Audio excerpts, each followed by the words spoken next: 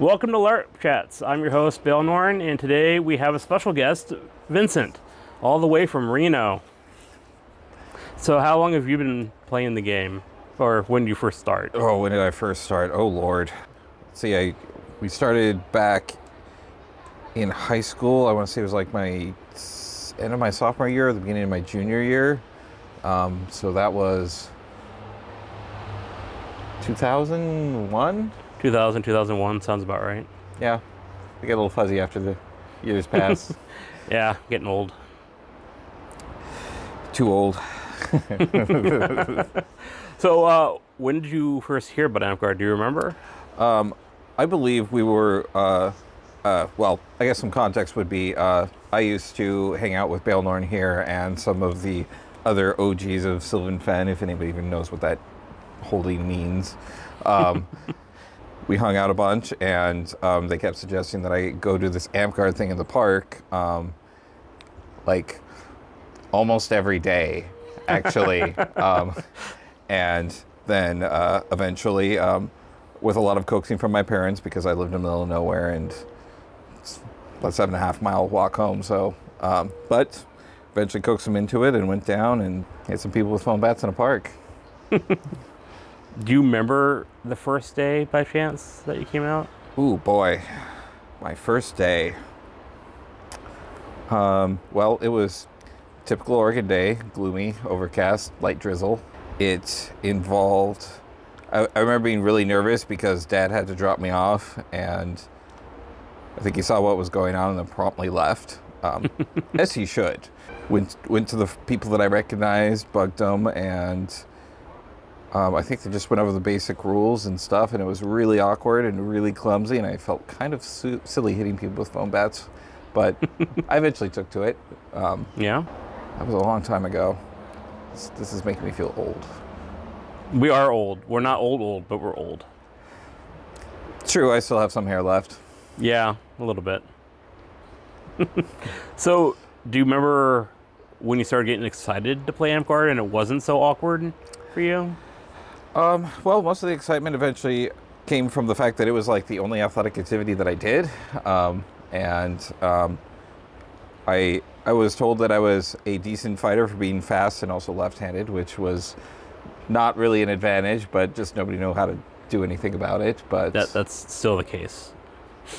Well, Most often. yeah, that doesn't surprise me. But after I kind of had to ease into it a little bit, but there was definitely satisfaction in beating somebody or acing somebody with a touch of death, if anybody even remembers what that is either. Yeah, that doesn't exist in the current rules anymore. Oh yeah, probably for like 3 versions by now. No, just one. Oh really? Yeah. Not that far off, I guess. But yeah. It was really satisfying to pull off a good fight. That was before we did any sort of strategy or anything like that, but still having a dirty trick or something like that to get the upper hand, it's pretty good. What was the first thing that you did in Amtgard that you remember being proud that you did? Oh God, there was a point where you wanted help grilling burgers. When I believe Mystic Seas came to visit one week, and I helped you man the grill on that, and that was pretty successful. And then I want to say later that winter, you wanted to step up your game on the cooking, and we did those handmade pot stickers. Oh, the pot stickers incident. Yes. 13 hours of boiling meat, rolling dough, crimping edges, and doing the whole 9 yards. I think we made like 150 handmade dumplings, something like that. Yeah, that sounds pot about stickers, right. Yeah. Yeah, it was an undertaking. It took a very long time. Yeah. It was pretty much like an entire Friday and then serving them on Saturday. But the service went great. We had a good assembly line. Everybody was happy with them and satisfied. And it was probably the first time in all of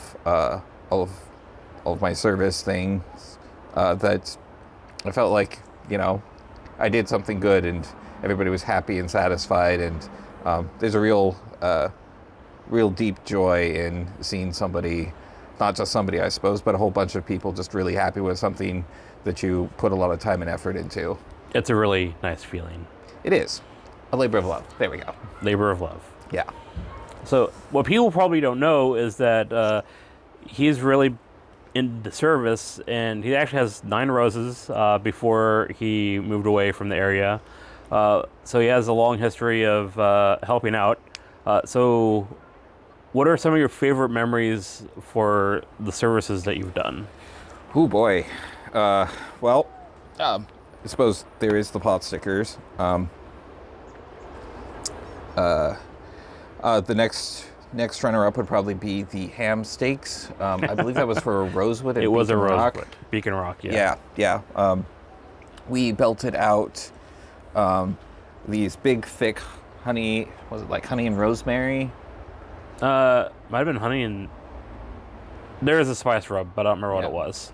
Well, either way, we had these giant honey roasted ham steaks that we roasted and wrapped in foil and cooked them to perfection, and this decadent, like, aged cheddar and Asiago and bacon Oh, yeah. mac and cheese that was literally so thick that when we were mixing it, we broke spoons and had to dredge and it was just you, me, and who was the third person? I don't remember. Someone helped man the grill, and I forget who it was. Yeah. But yeah. Also, we didn't have a kitchen. Yes. Oh, right. This was all done on a fire pit, and we had a portable burner, I believe. Yeah. Where we boiled all the mac and cheese stuff and then mixed it together while it was all hot and got it all gooey and delicious. That took us probably about 10 hours to prep for 250 people or so. Yeah. Took us all day. Yeah. We were on time, too. Yes. It's important. Yes, actually. Yes, that is one big thing that we pride ourselves on is we're almost always on time. Yeah. And I think we're late 5 minutes once. Yeah. Damnation. But in doing so, we've eventually the servers came in, we doled out some portions and they all went out, and watched from the little gathering hall from the corner, and everybody was happy with it. Everybody was full. Some people even somehow had room for seconds. Yeah, we had a lot of mac and cheese left over, if I remember right. Yes.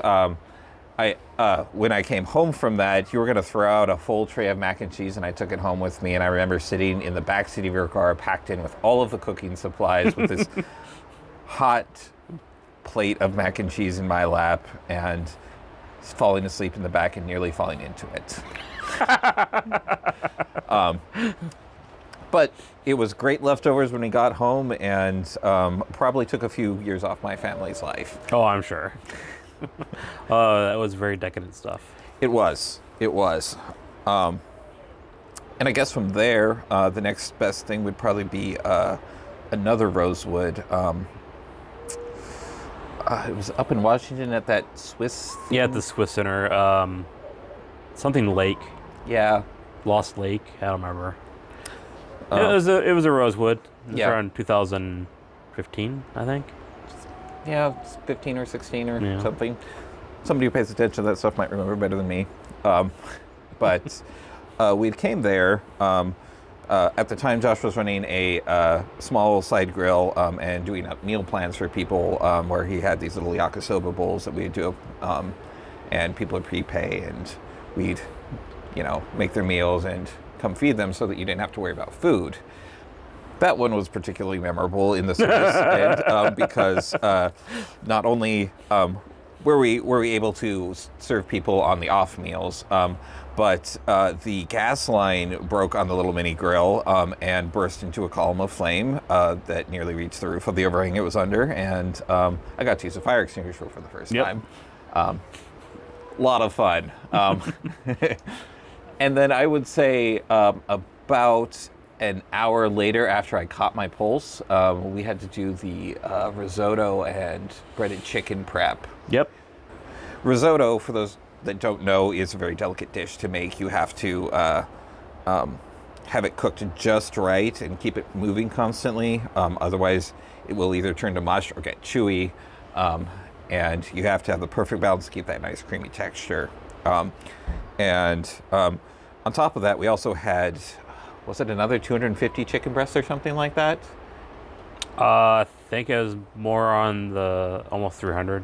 Was it that much? Yeah. God damn. I think it was like 275 people. Okay, well. Or it was 375. I forget. It was a lot. There was a lot of chicken. Yeah. It filled up the freezer at my house. Right. Like a standing freezer. Yes, and filled up a good chunk of that walk-in freezer at the lodge, too. Yes, it did. But we went and breaded them all, and we had a very nice balance between me, Josh, or Baelnorn, and Heldris. Is it Eldris? Heldris was helping cook. Jordan was helping cook the chicken. Oh, right, and Kim was coordinating everybody. Kim was doing service, coordinating service. Yes. Because feeding that many people at a sit-down meal, you need some coordination. Yeah, because once we have a batch of risotto ready, we need to serve it up fast, and we can't just let it sit in a pot. So it was a really good, well-coordinated juggle with all of that, of putting a batch of chicken in, pulling it out at the right time, getting the risotto just right, and just keep churning out as many plates as we could and serve the crowd as they poured in. And it went without a hitch, apart from the grill bursting in flames. Yeah. Oh no, the risotto table that we were going to use to cook, there's this big table thing, also didn't work. So we had to... Yeah, that's right. We had to use all the burners. Yeah. So you're in charge of making sure I had pots while I was stirring. And that one kid, don't remember his name. First time he'd ever been to a camp out, and he was just scrubbing the pots endlessly. Oh God, I wish I could remember his name. Yeah, he was a trooper, and he was happy and enjoy helping out. Yeah. But without him, that would have made it difficult because we had to keep rotating the pans for the risotto. Yeah. So whoever you are, thank you. Yes. Yeah. That was an extremely satisfying meal. Those were probably the most memorable service meals we did. We did the yakisoba. Yes, since we're rolling on Rosewood, actually, the teriyaki bowls at that Boy Scout camp. Oh, yeah. Yeah. I forget about that sometimes. Yeah, I do too. We had this big old store pot with, we cooked rice, and we had to like churn and stir to keep it from burning to the bottom, and we made tons of it, it felt like. Yeah, that's when I learned to not cook rice in large batches. Yeah, unless you have a rice cooker. I actually learned to perfect that at CFT. Oh, did you? There's a trick to it. You actually cook it like half the way, and then you just pull it off the heat, put the lid on, and it will cook itself the rest of the way. Oh, okay. Well, there we go. Now I can add rice to my repertoire again. Yeah. But those teriyaki bowls, it was all, pretty much all of it was made to order, if I remember right, because we just like queued up a few bowls and then... Yeah, we're just, after we got the rice cooked, and then I was just cooking it and, putting it together and throwing it out. And it was again, a nice smooth process of putting some rice on the flat top, giving it a little bit of oil and soy sauce, and then giving it some egg and other things, and then prepping it in, stirring it around, throwing it in a bowl, giving it a little sauce on top, and everybody really loved those bowls too. That was pure gold. Yeah. And that was we had no major problems with that, and we also served that I think a little early because I remember having, before we opened the door for the kitchen, we had the whole countertop behind just completely full of bowls ready to go. Yeah. And that was a good feeling, pulling up a complex dish without and still being ahead of schedule somehow. It happens sometimes. It does. It is nice.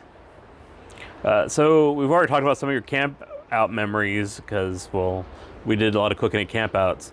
But do you have any early memories, maybe the first memory of a camp out that you went to, the first camp out? Oh boy.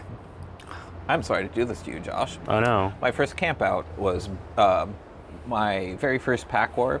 God save me if I know the number. But it was out of Beacon Rock. And it's the first time I was ever exposed to mass combat.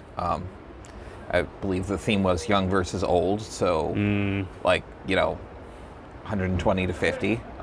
Very fair. Very. One of my most satisfying backstabs happened there because they all pushed in a line. So, just walk behind the dopes and put a few knives between their ribs. But our elderly are not dopes. They must be respected. I guess. Shit, I may be an elder by now. But the more significant part about that is I believe after the big war on Saturday, Josh shook me up there, and I was hanging out with Josh. He wanted to talk somewhere in private, and we went away off in the trees a little bit. I believe he was telling me about how much he wanted to be a knight, because knights are really cool, and they have all the power and all this stuff, and you want to do a great many things, but you just weren't sure how to get there. My impression of knights at the time was truthfully not too stellar. There was a lot of old guard in action, so I didn't really agree with it, but I had a feeling that Josh was Baelnorn, keeping the magic. Baelnorn was capable of being a decent person, his leadership skills and everything. So at that day, I made a maybe 15-year promise to help him become a knight. Pretty much sealed the deal on helping you out with all events and whatnot. Yeah. It took a long time to get there, but you've got the belt. Oh, yep. Bam. Yeah, that's tasteful. I know. Yes, very, very, very classy. And my promise was to make him my squire once I became a knight, if I remember correctly. I do believe so. I still was kind of on the fence about knighthood, but if we have more upstanding knights in service, then we can have upstanding squires in service instead of indentured servants to cut vegetables for box tops. Yeah. It worked out. I do have a squire's belt at home, safe and sound, 500 miles from here. While I'm not active at all, especially since I moved, it still means a lot to me to have that belt, because it's pretty much the end of an era in Amtgard, and in a way another new beginning, though I haven't. I mean, I assume you're doing good. Doing all right. That's a conversation for another day. But I'm glad that you're getting sentimental in your old age. Yeah, well, all that piss and vinegar wears off eventually. Oh. Okay, I got one thing that I want to talk to you about. It's house gravy. I'm not going to bring up your initiation into house gravy. I was actually going to bring up the house gravy campout and your memories of that. Oh, Lord. Because there's still some people that talk about it every once in a while. So... This is our first campout that we ran, by the way. Yes. So, house gravy campout. Oh, boy. Our first foray into hosting and organizing a campout. It was, I want to say, Labor Day weekend or something. I don't remember the specific weekend. Yeah. I remember the place, but not the weekend. Yeah, it was some sort of 3-day weekend during the warm season out at Shampooey Park here in Oregon. And we just got all the group sites together and invited people in. Gosh, where to start? We quickly learned that we need good gatekeeping for registration, reliable gatekeeping for registration, and we need a plan for battle games. Yeah. Perhaps a quest we did not loosely assemble at the last second. But the important thing that matters is we had damn good food. Yes, we did. Josh did most of the work on that. Baelnorn. Really, Baelnorn. Baelnorn. Yes, I'll remember that one day. Over a fire pit with a griddle on it, you did a similar version of those ham steaks, didn't you? Yeah, it was the ham steaks, but with a different rub. I was messing around with dry rubs at the time. Oh, that's right. It was like some cinnamon thing. I think. It was like cinnamon, and I wish I remembered the rub. It was actually all right. I never perfected it, though. Yeah. But he killed that with those ham steaks, and... I think we also did corn. Yes, that's right. We did grilled corn. Yeah, we... I think it was my grandma Santos's old way to do it. You just soak the corn for like a day, and you just throw it in the coals. Oh, yes, right. Wrapped in foil. No, just in the husk. Oh, yes, and it steams it inside, and you get smoky flavor, and yeah. Yeah, that's right. Yeah, and that was a stellar meal, and we had so many logistical issues because we had a skeleton crew of 3 people to manage it, including us. Yes, and there was a point in which Baelnorn had to go to town to get something, and he was gone for 8 hours. It wasn't 8 hours. It was a long time. I had to drive to Portland. Yeah. I had to get a tent. I didn't have a tent. Yes. That was the important thing. Yes. You couldn't have gone to the Weimar in Newburgh, but... No, I had to go to the Costco and get the big tent. Yes. But he disappeared for a long time, and the other person who was in charge went with him. So I was left to my own devices to try and get gate under control, and grabbed random people to be NPCs in our... I don't think we really even had a plan for that quest. I did. I even bought like an eye patch for Thor. So it was pre-planned. That's right. It was pre-planned in your head. Yeah, most things are. Yeah. This is why he was such a good person and made sure that I stayed within like the lanes. Yes. So I guess an important part about being a good team with this sort of stuff, it sounds strange, but telling your friends no. Personal quote on the orc is still something to the tune of like, no, we can't do that. Yes, I think it is, yeah. But I've heard that phrase often.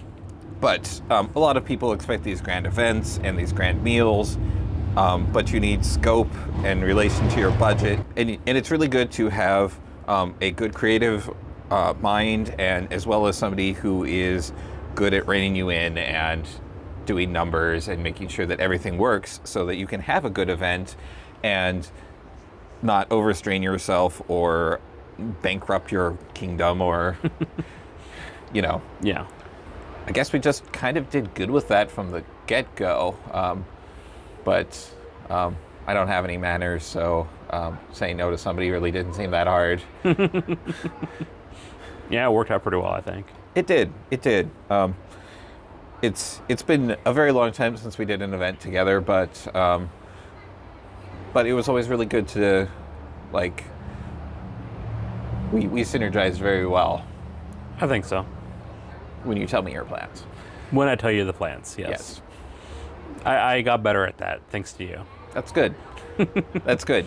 The flip side of that is not telling me the plans, since I went into staffing for conventions, actually has taught me a lot about thinking on my feet and troubleshooting when I don't really know what's going on. You're welcome. Yes, thank you. You're a kind soul. I know. Half this missing hair is probably due to that stuff, but... oh, no doubt. Yeah. But learning to be able to think on your feet and pivot with changes and not panic has actually helped a great deal in everything. It's the Trial by fire was less than ideal, but it's helped me in life and my career and my volunteer work significantly. Well, it's So- big. Amtgard had a big impact. Yeah, so you may want to take this down, but thank you. Oh, you're very welcome. Thank you for all the help you gave me. I wouldn't be here without you, so. Yeah. I'd like to thank our very special guest, Vincent. If you hadn't realized, he is my squire. He's my first squire. I just want to make sure that People know I'm real. people know that he is in fact real and that he did things, and he did lots of good things. And I had this chance to sit down with him, and so I'm glad that you all get to meet Vincent. Hi. And we'll catch you next time on LARP Chats.